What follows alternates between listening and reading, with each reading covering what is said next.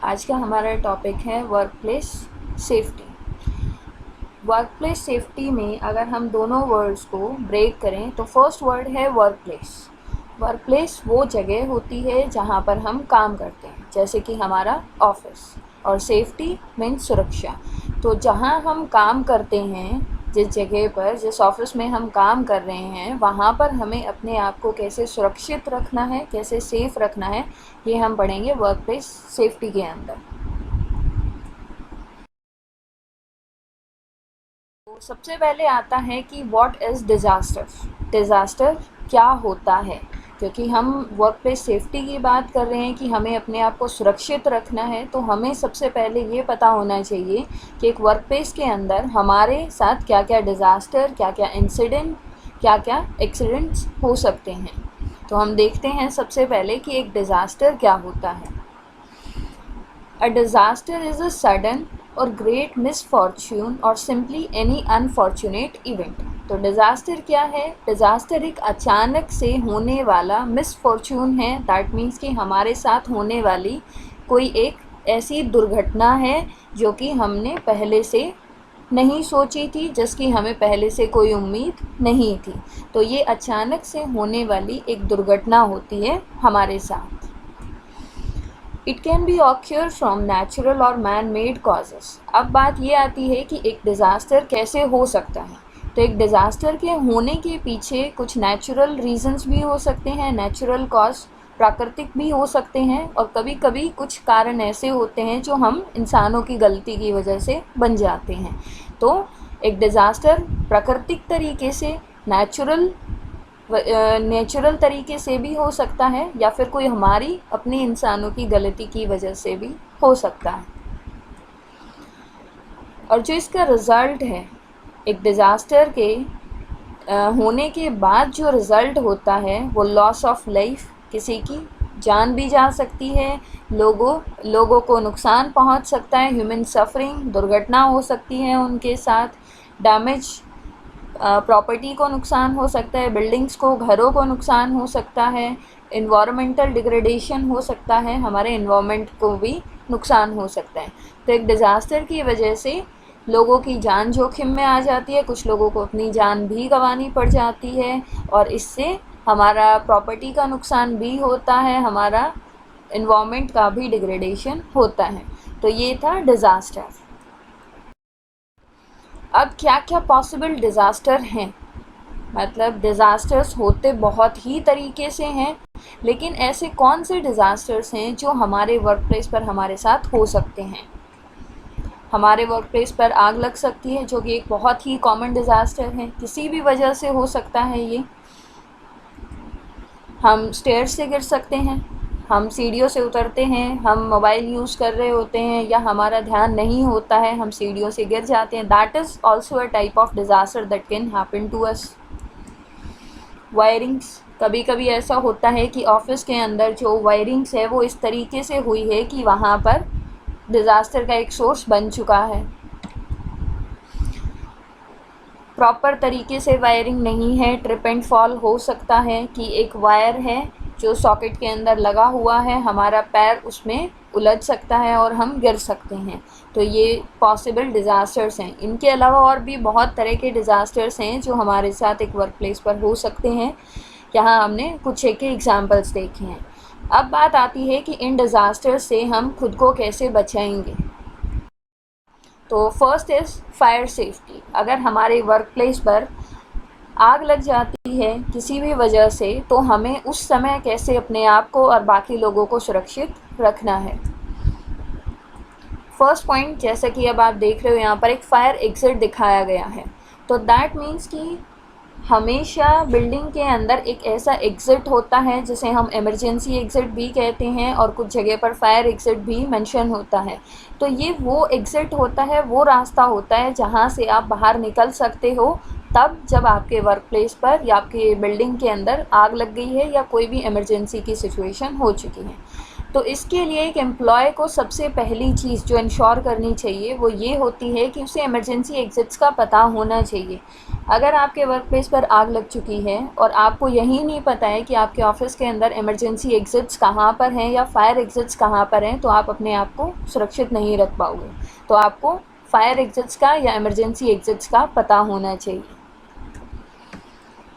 Fire evacuation plan, हर office, हर building के अंदर जगह जगह पर फायर इवैक्यूएशन प्लान लगाए जाते हैं। ये वो मैप होता है जिसके अंदर ये दिखाया गया है कि अगर कोई भी इमरजेंसी की सिचुएशन होती है, जैसे कि आग, तो उस दौरान आप अपने आप को कैसे इवैक्यूएट करोगे या कैसे बाहर निकालोगे। इवैक्यूएट करने का मतलब होता है उस बिल्डिंग से खुद को बाहर निकालना। तो आपको अपने ऑफिस का फायर एस्केप राउट पता होना चाहिए ताकि आप उस इमरजेंसी की सिचुएशन में आप बाहर निकल पाओ उसी तरीके से जैसा कि उस मैप के अंदर दिखाया गया है। Next is fire extinguisher. आपको ये पता होना चाहिए कि आपके ऑफिस के अंदर फायर एक्सटिंग्विशर कहाँ कहाँ पर हैं और फायर अलार्म्स कहाँ कहाँ पर हैं। इसके साथ साथ आपको ये भी पता होना चाहिए कि एक फायर एक्सटिंग्विशर को कैसे यूज़ किया जाता है। इसको ऑपरेट करना भी आपको आना चाहिए। Next is falls and slips, जो कि बहुत ही कॉमन है एक वर्क प्लेस पर। बहुत बार ऐसा होता है कि हमारा ध्यान नहीं है या फिर फ़र्श कहीं पर गीला था, सफाई का काम चल रहा था, हमने ध्यान नहीं दिया, तो वहाँ पर हमारा जैसे ही पैर गया हम फिसल गए और गिर गए। तो फॉल्स एंड स्लिप एक बहुत ही कॉमन है जो कि बहुत ही जल्दी जल्दी हैपन भी होता है। तो to avoid fall and slip हमें जो सबसे पहली चीज़ इंश्योर करनी चाहिए वो ये करनी चाहिए कि हर चीज़ अपनी जगह पर ही अरेंज्ड होनी चाहिए। All things must be arranged properly. अगर हर चीज़ अपनी जगह पर है, कोई भी चीज़ रास्ते में नहीं गिरी हुई होगी, नहीं रखी हुई होगी, तो ना किसी का पैर उस पर रखा जाएगा, ना वो इंसान गिरेगा। तो अगर आपको अपने आप को गिरने से बचाना है तो पहले चीज़ों को उनकी जगह पर रखना शुरू करें। Spilled liquid, food etcetera must be cleaned immediately. जैसा कि हमारी आदत बन जाती है कि हम खाना खाकर या हमने कुछ भी खाया तो हम पैकेट को या फिर फूड ही खाते टाइम हमसे गिर जाता है और हम उसे साफ़ नहीं करते हैं। तो ये जो चीज़ है, ये गलती जो हम करते हैं, इसकी वजह से भी बहुत बार किसी के साथ दुर्घटना हो जाती है। किसी का भी पैर उसके ऊपर, खाने के ऊपर चला जाता है और वो गिर सकता है। तो इसके लिए आपको हमेशा, अगर कुछ भी गिरा है फ़र्श के ऊपर, खाने की चीज़ है या फिर लिक्विड गिरा हुआ है, उसको तुरंत आपको क्लीन कर देना चाहिए या फिर आपको हाउसकीपिंग को बुला के क्लीन करा देना चाहिए। Next is lighting should be proper. A fall and slip कभी कभी इस वजह से भी होता है क्योंकि वहाँ पर प्रॉपर लाइटिंग नहीं थी, रोशनी नहीं थी, तो अंधेरे में हमें पता नहीं चला और हम गिर गए। तो उसके लिए हमें लाइट की व्यवस्था बहुत अच्छे से करनी चाहिए। Next is damage equipment, stairways, light fixtures should be repaired immediately. अगर कोई भी इक्विपमेंट है जो डैमेज हो चुका है, या सीढ़ियों की हम बात करें या फिर हम बात करें हमारे लाइट फिक्चर्स की, ट्यूबलाइट्स की, बल्ब्स की, अगर उनमें कुछ भी खराबी आ जाती है तो उन्हें तुरंत ही रिपेयर कर देना चाहिए। तो इन सब चीज़ों को अगर हम फॉलो करेंगे तो हम फॉल एंड स्लिप वाले डिज़ास्टर से खुद को भी बचा सकते हैं और बाकी लोगों को भी बचा सकते हैं। नेक्स्ट आता है इलेक्ट्रिकल सेफ्टी। इलेक्ट्रिकल मतलब बिजली से हमें अपने आप को कैसे बचाना है, क्योंकि हम एक वर्क प्लेस पर हैं तो वहाँ पर ऑब्वियस सी बात है कि इलेक्ट्रिकल चीज़ें होंगी, स्विचेस भी होंगे, वायरिंग्स भी होंगी। तो उन सब चीज़ों से हमें खुद को कैसे प्रोटेक्ट करना है और साथ साथ बाकी लोगों को भी कैसे बचाना है। इसके लिए जो सबसे पहली चीज़ है वो ये आती है कि आपको बेसिक नॉलेज होनी चाहिए इलेक्ट्रिकल इक्विपमेंट्स के। जो भी इलेक्ट्रिकल इक्विपमेंट्स आप यूज़ करते हैं, आपको उनकी एक बेसिक नॉलेज होना बहुत ही ज़रूरी है। नेक्स्ट इज़ कि आपको इलेक्ट्रिकल सेफ्टी इंस्ट्रक्शंस भी पता होना चाहिए। आप जिस इक्विपमेंट को यूज़ करते हैं उस इक्विपमेंट को लेकर क्या क्या सावधानियां बरतनी हैं वो भी आपको पता होना चाहिए। Electrical staff should do routine inspections of all wiring. जो इलेक्ट्रिकल स्टाफ होता है हमारे वर्क प्लेस पर, हमारे ऑफिस के अंदर, उसको टाइम टू टाइम वायरिंग को चेक करना चाहिए कि क्या पूरे ऑफिस की वायरिंग प्रॉपर है, क्या कहीं पर कोई कट या फिर किसी भी तरह का कोई डैमेज तो नहीं है। तो ये सब चीज़ें इंश्योर करके इलेक्ट्रिकल सेफ्टी को हम इंश्योर कर सकते हैं। यहाँ पर कुछ इलेक्ट्रिकल सेफ्टी साइंस भी दिए गए हैं जिनका आपको पता होना चाहिए कि कहीं पर ये साइन दिया है तो उसका मतलब क्या होता है। लाइव वायर ओवरहेड है, हाई वोल्टेज है, डेंजर ऑफ डेथ है, या इलेक्ट्रिकल हैजार्ड है। तो हमें इलेक्ट्रिकल सेफ्टी साइंस का पता होना चाहिए जो कि यहाँ पर दिखाए गए हैं।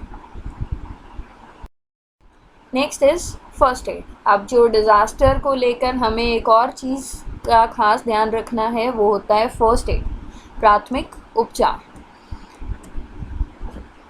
हर एम्प्लॉय को ये पता होना चाहिए कि उनके ऑफिस के अंदर फर्स्ट एड किट्स कहाँ कहाँ पर अवेलेबल हैं, कहाँ कहाँ पर रखी गई हैं। ऐसा नहीं होना चाहिए कि किसी के साथ कोई दुर्घटना हो गई है और उसके बाद हम फर्स्ट एड किट को ढूंढने में ही इतना समय वेस्ट कर दे रहे हैं, इतना टाइम वेस्ट कर दे रहे हैं कि उस इंसान की जान जोखिम में आ चुकी है। तो हमें ये चीज़ पहले से पता होना चाहिए कि फ़र्स्ट एड की किट्स कहाँ कहाँ पर रखी हुई हैं। First aid kit should be reachable quickly, और फर्स्ट एड किट्स हमेशा ऐसी जगह पर रखी होनी चाहिए जो बहुत ही जल्दी रीचेबल हों। ऐसा नहीं हो कि वहाँ तक पहुँचने में ही बहुत टाइम लग जा रहा है, या फिर हमें पहले एक लॉकर को खोलना पड़ रहा है, फिर हमें एक और लॉकर को खोलना पड़ रहा है, फिर जाके हम फर्स्ट एड किट निकाल रहे हैं। तो फर्स्ट एड किट ऐसी जगह पर होनी चाहिए जो बहुत ही जल्दी रीचेबल हो। First aid kit should contain all important items to deal with any common problem. First aid kit के अंदर वो सारी चीज़ें होनी चाहिए, वो सभी चीज़ें होनी चाहिए उसके अंदर जो कि फर्स्ट ट्रीटमेंट के लिए, फर्स्ट प्राथमिक उपचार के लिए ज़रूरी होती हैं। और उसके साथ साथ ये भी चीज़ हमें इंश्योर करनी चाहिए कि उसके अंदर जितने भी आइटम्स हैं वो एक्सपायरी डेट के नहीं होने चाहिए। तो time to time first aid kit को चेक भी करना चाहिए। Employees should have first aid knowledge. ये कभी कभी देखने को मिलता है कि जो स्टाफ होता है उन्हें ये तो पता है कि फ़र्स्ट एड किट कहाँ पर अवेलेबल है, लेकिन उन्हें ये नहीं पता कि फ़र्स्ट एड ट्रीटमेंट कैसे देना है। तो सभी एम्प्लॉयज़ को फ़र्स्ट एड की नॉलेज होनी चाहिए ताकि वो किसी को वो बेसिक ट्रीटमेंट, फर्स्ट ट्रीटमेंट दे पाएँ किसी के साथ दुर्घटना होने के बाद। Next is security.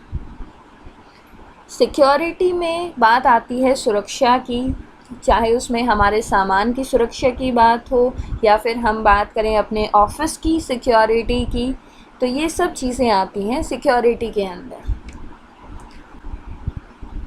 इसके लिए हमें क्या करना है कि जो भी चीज़ें या जो भी सामान हम लेकर जाते हैं या फिर जो भी हमारे डॉक्यूमेंट्स हैं जो हमारे काम से जुड़े हुए हैं, सभी चीज़ों को, सभी पर्सनल थिंग्स को हमें एक सेफ़ प्लेस पर रखना चाहिए।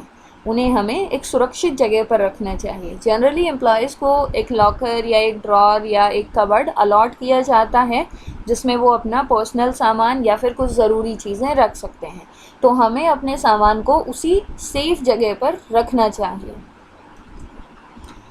Next is employees should keep your important documents in drawer.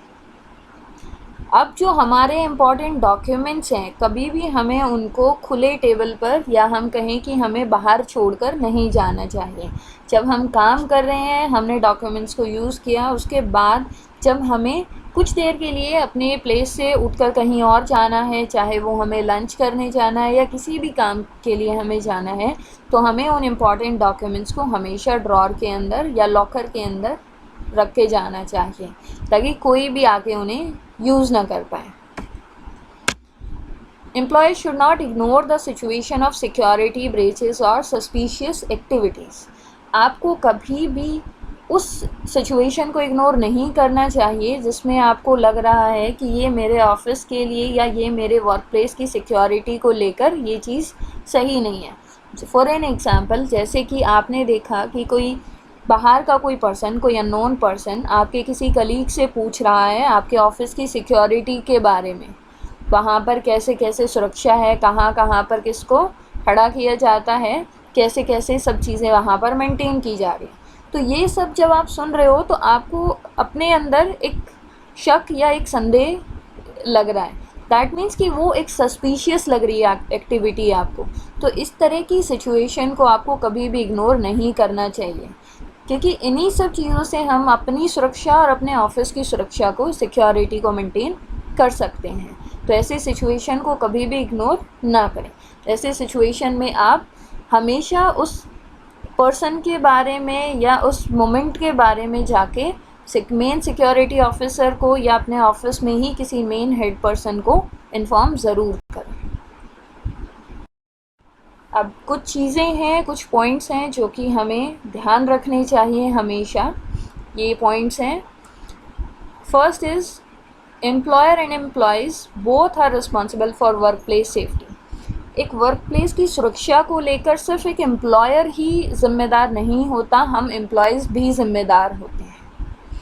क्योंकि अगर हम एग्ज़ाम्पल एक फायर एक्सटिंग्विशर का, तो एम्प्लॉयर ने फायर एक्सटिंग्विशर लगा दिया है, उन्होंने जगह जगह पर अलॉट किया है, लेकिन हम ही नहीं जानते उसे कैसे यूज़ करना है, कि समय आने पर हम ही उसको यूज़ नहीं कर रहे हैं तो उसके लगाने का कोई बेनिफिट नहीं हुआ।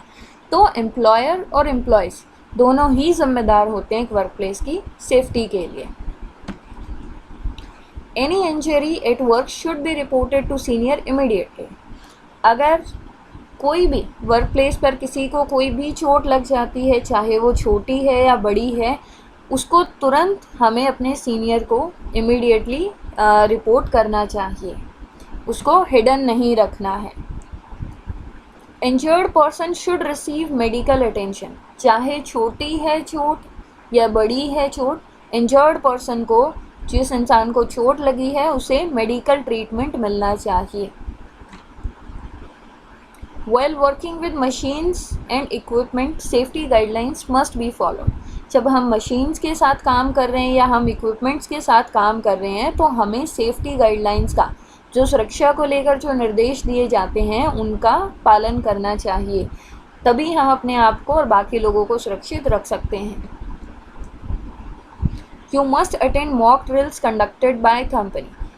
Company time to mock mock drills conduct करती है, चाहे वो फायर को लेकर है या इवैक्यूएशन प्लान को लेकर है। तो जब भी ऐसे मॉक ड्रिल्स होते हैं तो हमें कभी भी ये सोचकर इग्नोर नहीं करना चाहिए या ये सोचकर उन्हें अटेंड नहीं करना चाहिए कि ये एक मॉक ड्रिल है। वो आपको पहले से तैयार कर रहे हैं उस डिज़ास्टर के लिए जो आपके साथ कभी भी हो सकता है। तो हमेशा आपको ऐसे मॉक ड्रिल सेशंस को अटेंड करना चाहिए जो हमारी कंपनी हमारे लिए कंडक्ट करती है। Heavy and light item should not be placed on the same shelf. जो भारी और जो हल्के आइटम होते हैं, कभी भी उनको सेम एक ही शेल्फ के ऊपर नहीं रखना चाहिए, इससे वो गिरकर टूट सकते हैं। भारी आइटम अगर छोटे के ऊपर है या फिर एक भारी आइटम ऊपर रखा हुआ है, नीचे कोई जा रहा है, तो हो सकता है कल को वो गिर जाए उसके ऊपर और वो भी एक डिज़ास्टर बन सकता है। तो कभी भी भारी और हल्के आइटम्स को एक साथ सेम शेल्फ के ऊपर नहीं रखना चाहिए।